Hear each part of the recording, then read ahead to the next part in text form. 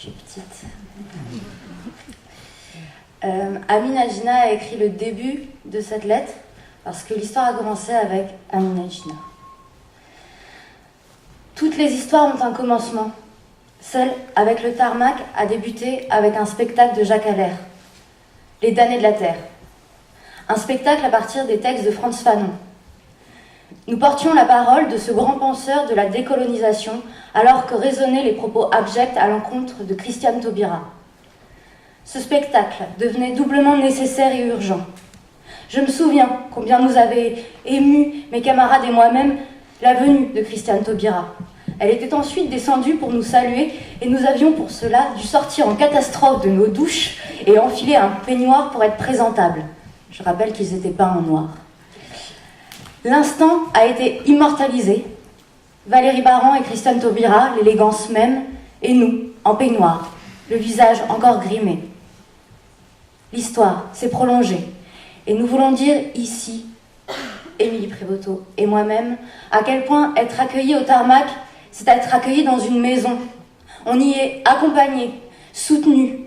On y grandit en tant qu'artiste, en tant que spectateur, très souvent en premier lieu.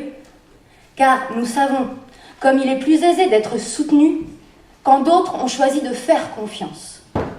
Le tarmac est un lieu qui sait faire confiance, sans attendre les autres, conscient qu'il est de sa responsabilité.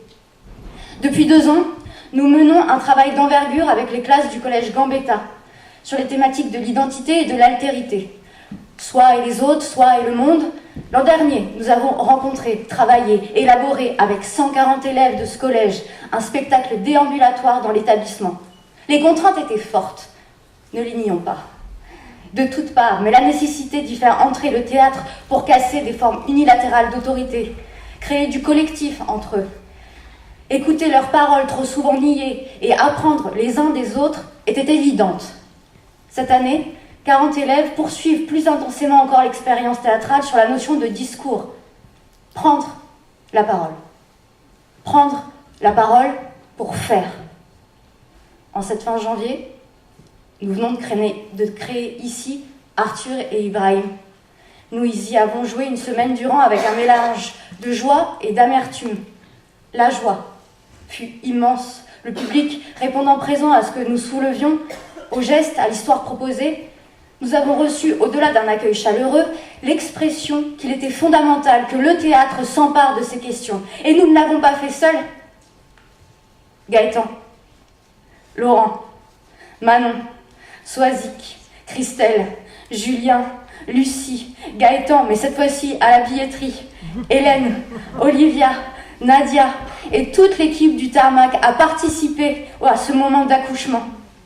Et donc, l'amertume devant la nouvelle brutale, sans concertation aucune, que le tarmac allait être remplacé par un autre projet. L'annonce s'est faite quand nous étions dans ces murs, quand les sièges rouges avaient fait leur apparition, quand l'histoire, la pensée continuaient d'évoluer ensemble. On décide de supprimer un projet singulier. Un théâtre à Paris, pour ne pas dire en France, avec une programmation unique, en prise avec le monde francophone et les artistes. Un public qui ne ressemble à aucun autre public de théâtre parisien, disons-le quand même. On veut supprimer le travail minutieux d'une équipe. On ferme un théâtre. On ferme un théâtre. Nous voulons faire le vœu ici, dans ce théâtre qui nous est cher, que ce projet du tarmac ait encore de beaux jours devant lui.